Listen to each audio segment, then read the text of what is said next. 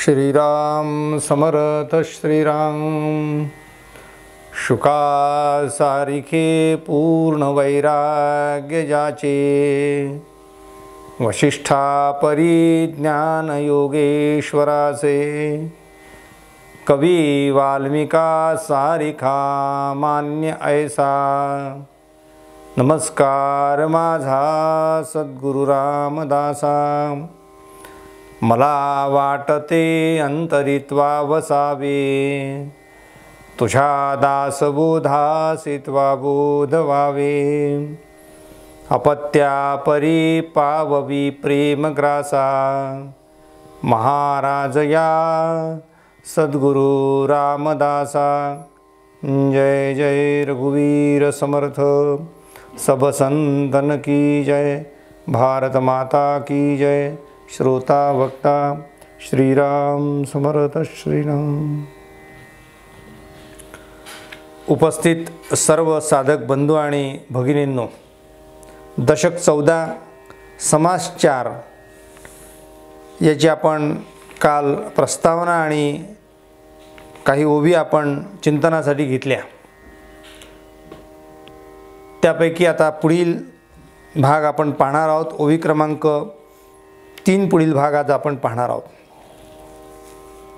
या समासाचं एक वैशिष्ट्य आहे, श्री समर्थांचे जे साधक आहेत,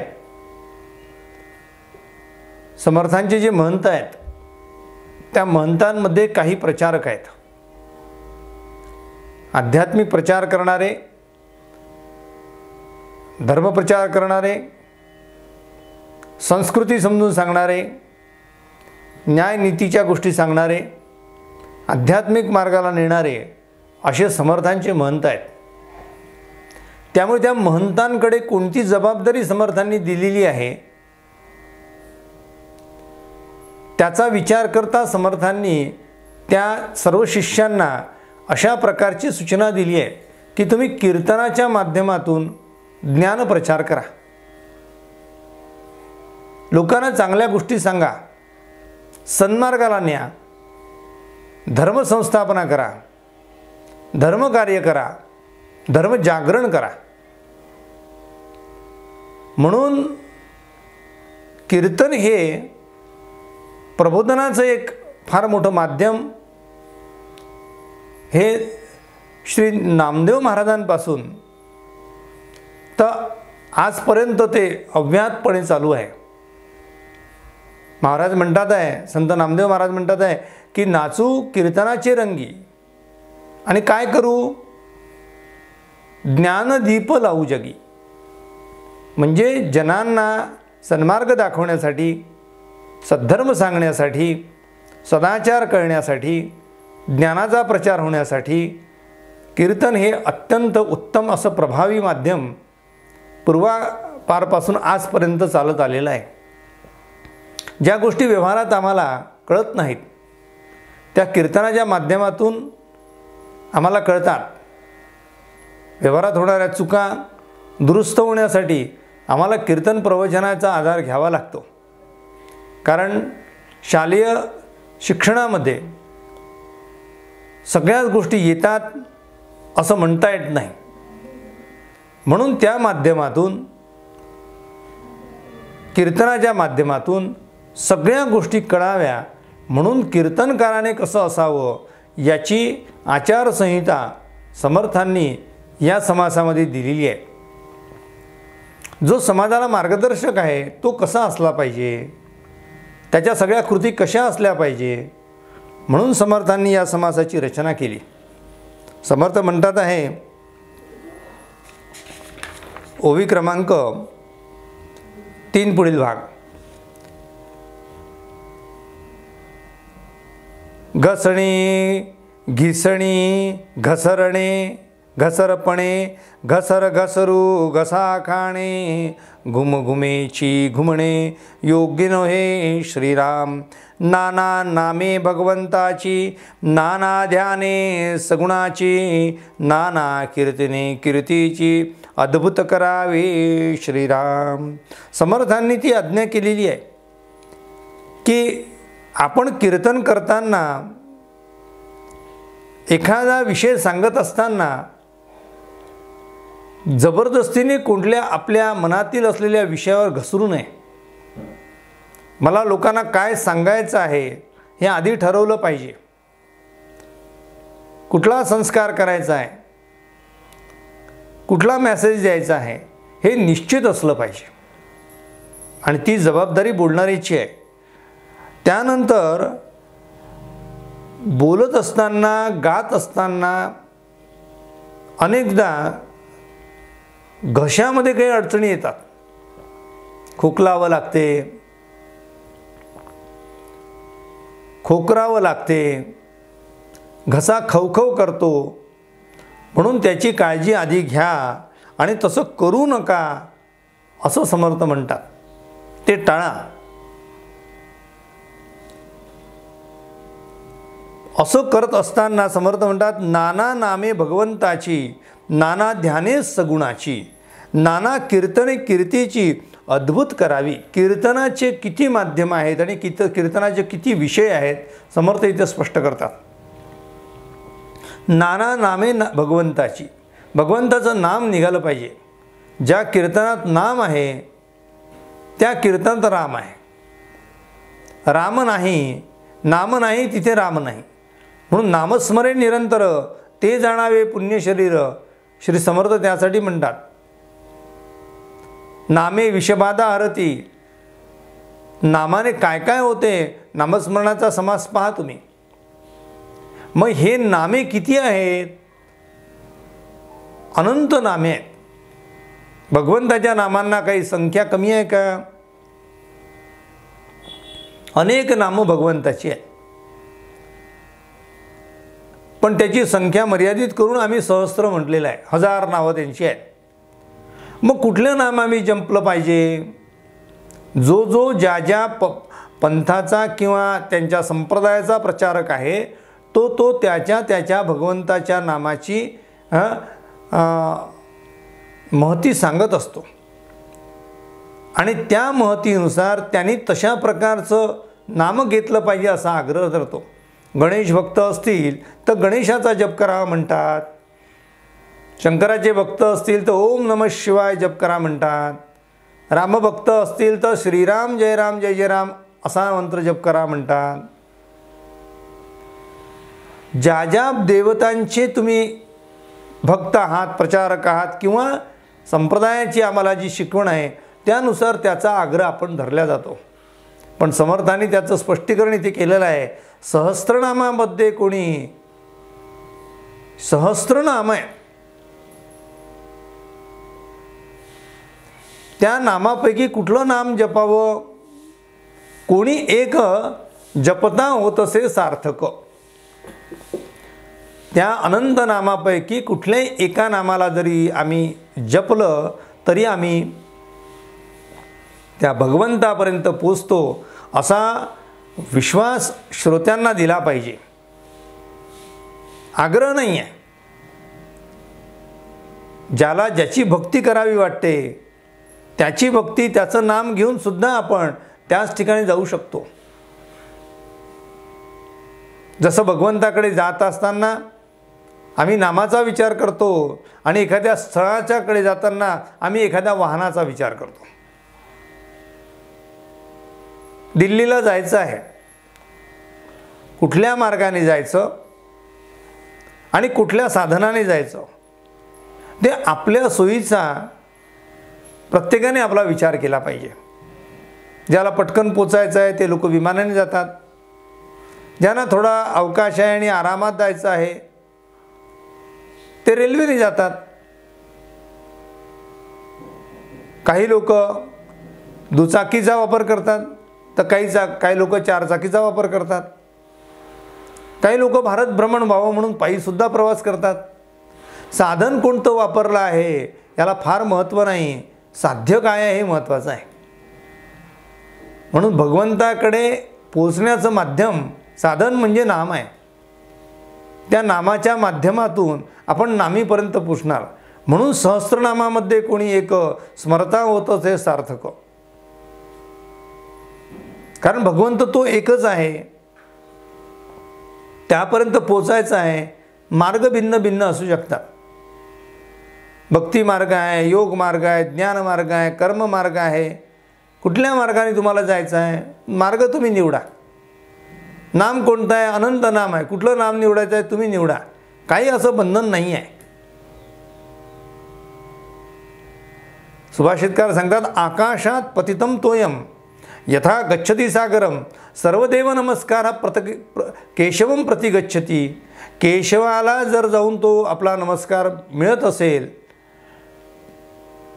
तर कुठल्याही देवाला नमस्कार करायला तुमच्या श्रद्धेनुसार हरकत नाही, आग्रह नाही. म्हणून समर्थ म्हणतात, नाना नामे भगवंताची कीर्तनात सांगितली पाहिजे. नाम महात्म्याचं कीर्तन असते, काही चरित्र महात्म्याचं कीर्तन असते. म्हणून म्हणतात हे नाना ध्याने सगुणाची, सगुण मूर्तीचं ध्यान. सगुण चरित्रे परम पवित्रे आदरे वर्णावी असे नाथ महाराज म्हणतात. सगुणाचं भजन करा, त्याचं ध्यान करा. कारण सगुणाच्या माध्यमातूनच आम्हाला निर्गुण परब्रह्म प्राप्त होणार आहे. मूर्तीचं ध्यान असेल तर मूर्तीमागे त्याचे गुण आहेत, त्या गुणांचा अभ्यास आहे, त्या गुणांचे आम्ही पायीक होणार आहे, त्या गुणांचे आम्ही अंगीकार करणार आहे. तो अंगीकार केल्यानंतर आमच्यामध्ये भगवंत प्रगट होणार आहे. पण तो निर्गुण आहे, अनंत गुणांनी नटला म्हणून निर्गुण. म्हणून नाना ध्यान सगुणाची, नाना कीर्तने कीर्तीची, या भगवंताचे सगुण मूर्तीचं ध्यान करणे म्हणजे काय हो? समोर मूर्ती ठेवणे, त्याला अभिषेक घालणे, गंधक्षता वाहणे, पूजा करणे, आरती करणे, याला सगुण मूर्तीचं ध्यान म्हणतात का? सगुणाच्या मूर्तीमागे त्याच्या गुणांचा विचार केला पाहिजे, त्यांच्या चरित्राचा विचार केला पाहिजे. आम्ही रामभक्त आहोत तर रामाची आरती म्हणावी, रामाचा जप करावा, रामाचा ग्रंथ वाचावा, रामाचं स्मरण करावं. हे जरी खरं असलं तरी शेवटी रामचंद्रांचं एवढं का गुणगान गायला जाते आहे, याचा विचार, याचा उच्चार पाहायचा झाला तर चरित्राकडे वळावं लागते. आणि चरित्रामध्ये त्यांच्या अंगी असलेली जी गुण आहे त्या गुणांप्रमाणे आम्हाला होता आलं पाहिजे. म्हणून समर्थ म्हणतात, रामकथा ब्रह्मांड बेदुनी पैलाड न्यावी. ते कशासाठी म्हणतात आहे की राम हा सगळ्या जगाचा आदर्श आहे, सगळ्या मानव जातीचा आदर्श आहे. तो मर्यादा पुरुषोत्तम आहे, सगुण आहे. आणि तरीसुद्धा भगवंत असून सुद्धा अहम दशरथात्मजा हा असं प्रत्यक्ष रामचंद्र म्हणतात. मी दशरथाचा एक पुत्र आहे. अहम मानुजम म्हणणे, मला माणूस म्हणतात. इतकं लहानपण रामचंद्रांनी घेतलं आणि दिव्यत्व करून दाखवलं. म्हणून समर्थ म्हणतात आहे, सगुणाचं भजन करा. कुठला तरी आदर्श डोळ्यासमोर असला पाहिजे, त्याप्रमाणे आम्ही झालं पाहिजे. आणि अशा प्रकारची कीर्तनं, म्हणून कीर्तनामध्ये दोन भाग जे आम्ही पाहतो, एक भाग असतो ब्रह्मनिरूपणाचा, त्याला पूर्वरंग म्हणतो, आणि दुसरा भाग असतो आख्यानाचा, ज्याच्यामध्ये सगुण कथा सांगितली जाते. सगुण कथा कशासाठी? लोकांना आदर्श दिसला पाहिजे ना. अहो असं वागा, असं वागा, असं वागा, असं सांगून काय फायदा? असं कोण वागलं हे सांगण्यासाठी उत्तरंग आहे, म्हणजे आख्यान आहे. पूर्वरंगामध्ये आम्ही जर वैराग्याचं वर्णन केलं असेल तर उत्तरंगामध्ये समर्थांचं चरित्र सांगितले जाते. पूर्वरंगामध्ये जर वीर रस आणि सामर्थ्य आणि धर्मरक्षा सांगितले असेल तर उत्तरंगामध्ये परमप्रतापी महाराणा प्रताप, छत्रपती शिवाजी महाराज, छत्रपती संभाजी महाराज यांचं चरित्र सांगितले जाते. जनसेवा हीच ईश्वर सेवा, हे जर पूर्वरंगात आम्ही विषय घेतला असेल तर उत्तरंगामध्ये तशा प्रकारे संत चरित्र आम्ही लावतो. संत गाडगे महाराजांचं चरित्र लावायला पाहिजे, संत तुकडोजी महाराजांचं चरित्र लावायला पाहिजे. स्वच्छतेचं महत्त्व सांगितलं तर तुकडोजी महाराजांचं महत्त्व सांगितलं गेलं पाहिजे, गाडगे महाराजांचं महत्त्व सांगितलं गेलं पाहिजे.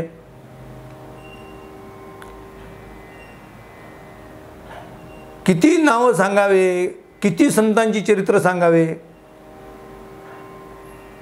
आपल्याला काहीही त्रास झाला तरी जनाच्या कल्याणासाठी माझा देह आहे, अशा प्रकारचं जर असा प्रकारचा विचार जर संतांचा विचार आम्ही सांगितला,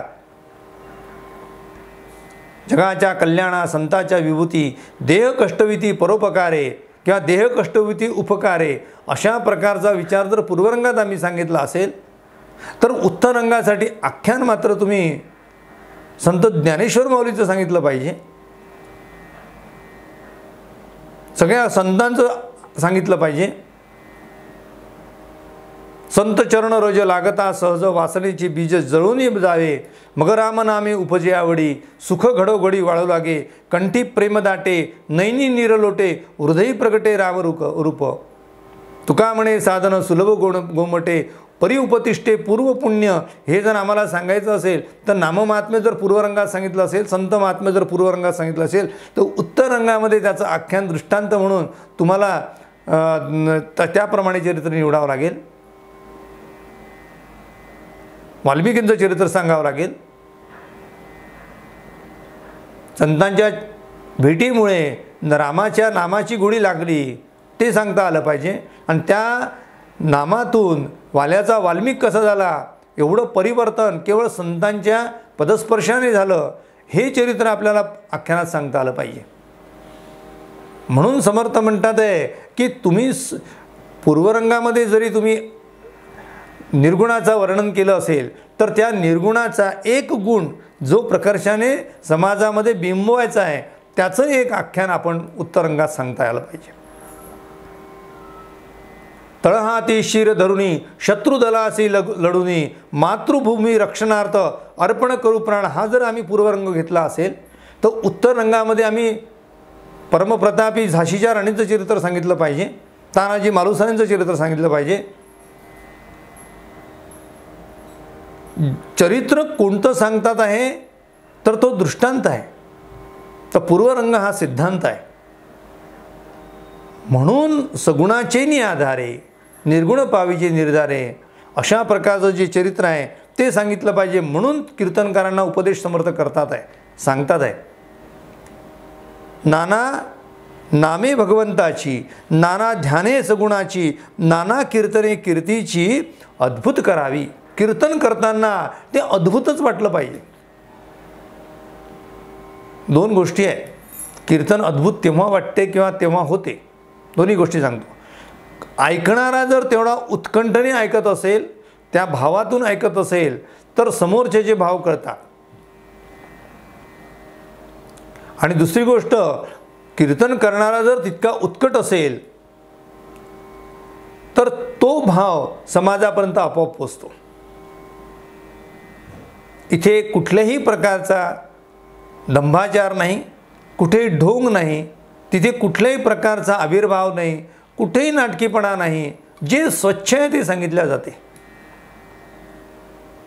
आणि स्वच्छता सर्वांना प्रिय असते. म्हणून समर्थ इथे म्हणतात, चक चक चुकावेना चाट चावट चाळवेना चुरचुर चरचर चुरचुरू लागेना ऐसे करावे श्रीराम. किती समर्थांनी या ठिकाणी अनुप्रासाचा वापर केला. चकचक चकचक चुकावेना चाट चावट चाळवेना चरचर चुरचुरू लागेना ऐसे करावे. मनाला एखाद्या गोष्टीची चुरचूर लागून जाते. अरे अरे असं सांगायला पाहिजे होतं. सांगत असताना मनुष्य लोकांमध्ये इतका मिसळून जातो, त्यांच्या आवडीचा विचार इतका करतो की लोकांना काय आवडते याचा विचार करूनच कीर्तनामध्ये त्याचं सादरीकरण होते. समर्थ म्हणतात, तुम्हाला जे द्यायचं आहे ते द्या, लोकांना काय हवं आहे ते नका देऊ. लोकांना काय हवं आहे? लोकांना मनोरंजन हवं आहे. मग मनोरंजनाचे माध्यमं टी व्हीवर किती दिसतात आहे, आता मोबाईलला आलेले आहेत, तुम्ही बटन दाबलं की सगळं उपलब्ध आहे. आयुष्य याच्यातच मनोरंजनाचं चाललं जाईल. त्याच्यासाठी लोकांना कीर्तन ऐकवू नका. कीर्तन ऐकवत असताना कीर्तनामागे तुमचा उद्देश निश्चित झाला पाहिजे. उद्देश निश्चित असेल तर त्याची फलसुद्धा निश्चित होते. म्हणून समर्थ म्हणतात की चाट चावट चाळवेना. चाटपणा करू नका, वात्रट विनोद करू नका, लोकांना नुसतं हास्य विनोदामध्ये तुम्ही रंगवू नका. फार अभिनयाची तिथे आवश्यकता नाही. सगळ्या गोष्टी मर्यादेनं विराजते. सगळं आवश्यक आहे. जसं जेवणामध्ये मिठाची गरज आहे, तितकंच कीर्तनामध्ये विनोदाची गरज आहे. म्हणजे मीठ नसेल तर जसं जेवण आपल्या पदार्थामधलं आपल्याला ते बेचव वाटते आणि गोडीने आपण जेवू शकत नाही, मुळात शरीराला मिठाची अजिबात गरज नाही आहे. तुम्ही डॉक्टरांना विचारा का मीठ किती खाल्लं पाहिजे, साखर किती घेतली पाहिजे. ते म्हणतात शरीराला त्याची गरजच नाही आहे. आपोआप सगळ्या पदार्थातून, म्हणजे साधं आम्ही नुसती भाकरी जरी खाल्ली तर त्याच्यातूनही मीठ मिळते. मिठाचं प्रमाण आम्हाला सगळ्यातून मिळते. असं वेगळं मीठ घेण्याची गरज नाही. मग तरी वेगळं का घेतल्या जाते? त्याचं कारण असं आहे, चवीसाठी, गोडी लागावी म्हणून, खाण्याची इच्छा अधिक वाढावी म्हणून. तसं कीर्तनाची गोडी लागावी, कीर्तन अधिक आवडावं, ते प्रिय वाटावं म्हणून माध्यम म्हणून आम्ही जरा गायन घेतो, जरा अभिनय पाहतो, जरा विनोद घेतो, जरा हास्य होते, नवरसांचा वापर होतो. पण हे फक्त गोडी वाढण्यापुरतं आहे, त्याची गोडी लागण्यासाठी नाही आहे. गोडी लागली पाहिजे भगवंताचीच. पुन्हा तेच आहे, भगवंताची गोडी लागत नसेल, याचीच गोडी लागत असेल तर याची गोडी मुळातच आहे, ते काय लावायची? ती इतर सगळे माध्यमं उपलब्ध आहे तुमच्यासाठी, त्याची काय गोडी लावायची? गोड खाणं हे आरोग्याला घातक आहे, म्हणून गोड खाणं वर्ज्य केल्या जाते. गोड वाटते म्हणून गोड खाणं बरोबर नाही. शरीराला ते उपयोगी आहे का त्याचा विचार केला जातो. म्हणून समर्थ म्हणतात आहे, छळ छळ छळणा करू नये, छळता छळता छळू नये, छळणे छळणा करू नये, कोणी एकाची श्रीराम. कोणी आम्हाला समाजामध्ये त्रास दिला, कीर्तनकारांच्या बाबतीत होते असं. आमचे कीर्तनकार बंधू मोठ्या निष्ठेने सगळ्या समस्त लोकांना चांगल्या गोष्टी सांगण्यासाठी अविरत ते झिजत असतात. त्याही लोकांना त्रास होत नाही का? होतो. पण आम्ही संतत्व धारण करावं. जरी लोकांनी आम्हाला त्रास दिला, जरी लोकांनी आमची उपहास केला, जरी काही केलं असेल, तर आमचा देह लोकांसाठी झिजवत नाही आहे, भगवंतासाठी झिजवतो आहे. म्हणून त्या सगळ्या गोष्टी आपण स्वीकारल्या पाहिजे.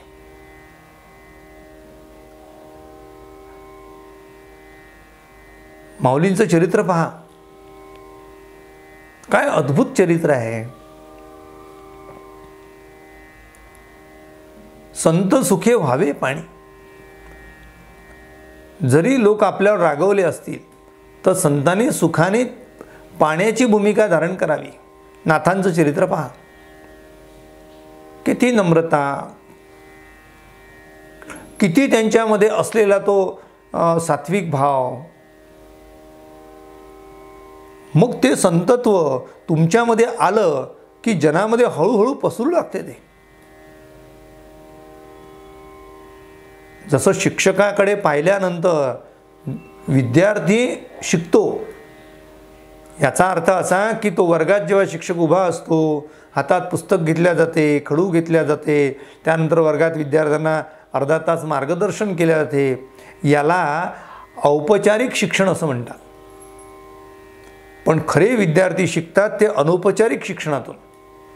अनौपचारिक शिक्षण म्हणजे शिक्षक कसे बोलतात, कसे चालतात, कसे पाहतात, कसा संवाद करतात, कसे कपडे घालतात, कुठे बसतात, कोणाशी बोलतात, काय खातात, काय पितात, याकडे विद्यार्थ्यांचं लक्ष असते.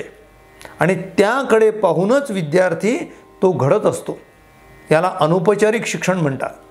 अशा अनौपचारिक शिक्षण कीर्तनकारांकडून समाजाला मिळत असते.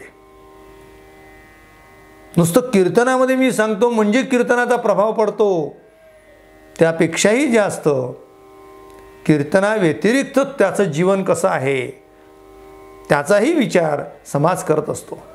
म्हणून समाजासाठी कीर्तनकार सदैव झटत असतो. अशा वेळी जर समाजाकडून काही त्रास झाला तर तो मात्र दुर्लक्षित करून आपण समाजाच्या कल्याणाचा विचार करावा असं समर्थ सांगत आहे. मग असा आदर्श असलेला कीर्तनकार यांच्या कीर्तनाला या तुमचं कीर्तन ठेवलं आहे असं सांगायचं काम पडत नाही. मोठे कीर्तनकार जे आहेत त्यांच्या कीर्तनाला गर्दी होते. आमच्या दादांचे प्रवचनं मालेगावला होत असत. मी तुम्हाला कितीदा तरी या गोष्टीचा उच्चार केलेला आहे, सांगितला आहे, पुनरुच्चार करतो आहे. पण काय करावं ते राहत नाही म्हणून सांगतो आहे. इथे जर आम्ही बैठक व्यवस्था जर केली असेल आणि दादांचं प्रवचन जर संध्याकाळी 6 ते 8 असेल किंवा 6 ते 7 प्रवचन असेल तर 6ला 5 मिनटं कमी असताना बसायला एकही सीट शिल्लक नसायची. सगळं रिझर्वेशन झालेलं आहे, बसायला जागाच नाही. कोणी एखादा साधक जर उशिरा आला असेल थोडा तर त्यांना बसण्यासाठी जागा कुठे आहे तर आयोजकांना धावपळ करावं लागत होती. 4 खुर्च्या जास्त मागाव्या लागत होत्या आणि त्यांच्यासाठी बसण्याची व्यवस्था करावी लागत होती. सांगण्याचं तात्पर्य की असे आदर्श जगाला असलेले जे प्रवचनकार असतील, कीर्तनकार असतील, प्रबोधक असतील त्या लोकांकडे पाहून लोक घडत असतात. म्हणून समर्थ म्हणतात, जी जी जी जी म्हणावे ना, जो जो जागे तो तो पावे ना, जप जपो जनी जनार्दना, संतुष्ट करावे श्रीराम. सगळ्यांना संतुष्ट करा. राहिला भाग उद्याच्या निरूपणात. आपल्या सर्वांच्या हृदयस्थ असलेल्या परमेश्वराला विनम्र अभिवादन करतो आणि आजची निरूपण सेवा श्री समर्थ चरणी समर्पित करतो. उपासनेला दृढ चालवावे, भूदेव संतासी सदा नमावे, सत्कर्मयोगे वय घालवावे, सर्वामुखी मंगल बोलवावे. जय जय रघुवीर समर्थ, सब संतन की जय. भारत माता की जय. श्रोता वक्ता श्रीराम समर्थ श्रीराम.